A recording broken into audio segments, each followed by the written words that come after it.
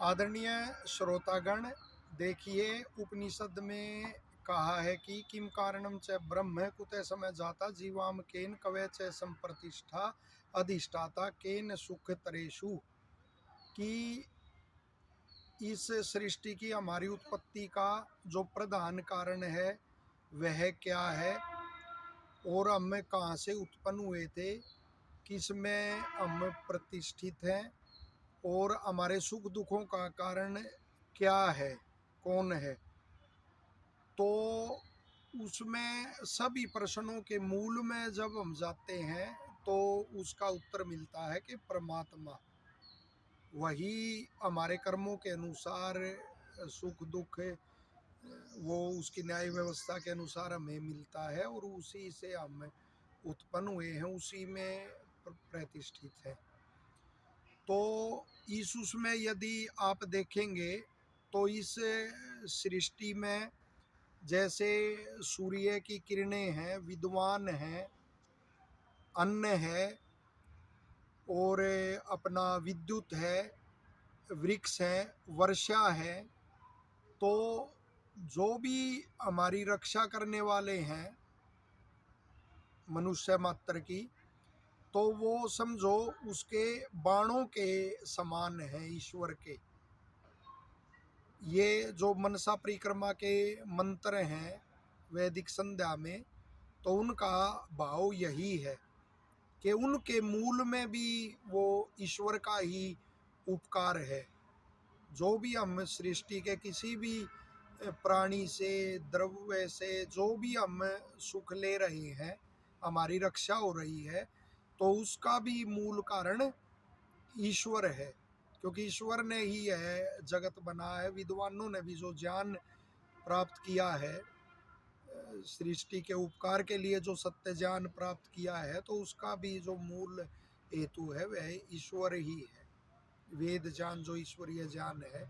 तो ऋषि दयानंद जी का उपकार देखिए कि कितना बड़ा उपकार है उनका, कि उन्होंने स्पष्ट संदेश दिया कि उसको छोड़ के किसी की उपासना नहीं करनी चाहिए, ईश्वर की ही उपासना करनी चाहिए। और जब तक ईश्वर की उपासना नहीं करेंगे तब तक दुखों से यह समाज छूट नहीं सकता।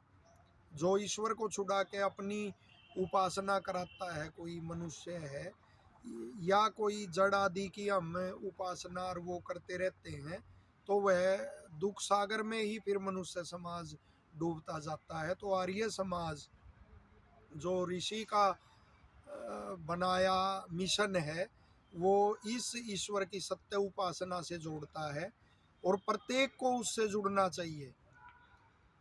खाली आर्य समाजी को नहीं, मनुष्य मात्र को, चाहे कोई किसी मत पंथ में भी है, वो सबको उसी की उपासना करनी चाहिए। और उसके लिए जो पंच महायज्ञ विधि मेरी दयानंद जी ने लिखी, उसमें वैदिक संध्या का जो अर्थ ऋषि ने किया है वह अनुपम है।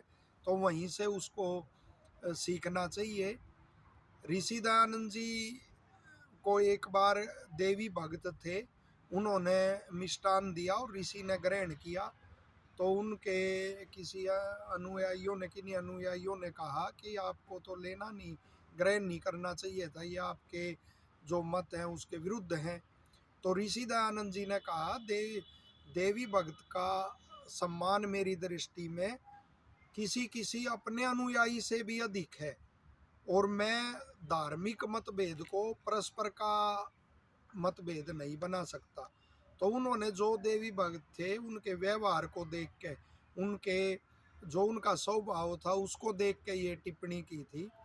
तो आवश्यक नहीं कि आर्य समाज में आके ही सब वो हो जाए, धार्मिक हो जाए, लेकिन सत्य ज्ञान अवश्य सीखते हैं। और आर्य समाज तो ऐसा है कि जैसे इसमें सत्य उपासना भी करते हैं। हमने तो अनेकों ऐसे देखे कि इसने इतने योग शिविर लगा लिए, इतने वो कर लिए, और अपने ही आर्य भाइयों के विरुद्ध वो कोर्टों में केस करते रहते, एक दूसरे से छल कपट भी करते हैं। अनेक वृत्तियां आर्य समाज में, वो कुल के स्वभाव लेकर आते हैं या जन्म जन्म के संस्कार लेकर आते हैं, एक दूसरे की वो टांग खिंचाई करना, झगड़े पदों पे और उस पे। तो लेकिन फिर भी आर्य समाज और इतिहास को कभी नहीं भूलना चाहिए। स्वामी ओमानंद जी और आचार्य बलदेव जी, जो दो नाम ऐसे साधु हैं हरियाणा में, कि कितना अच्छा नेतृत्व उन्होंने आर्यों को दिया, लेकिन भयंकर संघर्ष, और वो उससे भी उनको जूझना पड़ा। और कई अनेकों ऐसे संगठन हैं कि उनमें कोई ऐसे झगड़े और वो मिलते ही नहीं। लेकिन फिर भी आर्य समाज की स्थिति ऐसी है कि जैसे इसके स्थापक महर्षि दयानंद जी ने स्वयं विस्पी के उपकार किया समाज का, तो आर्य समाज भी ऐसी वृत्तियों का जो वो है विष पीकर सहन करके उसे, और वो सत्य का प्रकाश करता रहता है। तो हमारा तो यही निवेदन है कि सभी, जो भी किसी भी मत पंथ में हो, जो भी धार्मिक स्वभाव के व्यक्ति हैं, पवित्र स्वभाव के जो व्यक्ति हैं, तो वो आर्य समाज की शिक्षाओं को अपनाएं और वैदिक संध्या जो है उससे ईश्वर का जो वो है स्वरूप, उसे जानने की और उसकी उपासना करने की अवश्य चेष्टा करें।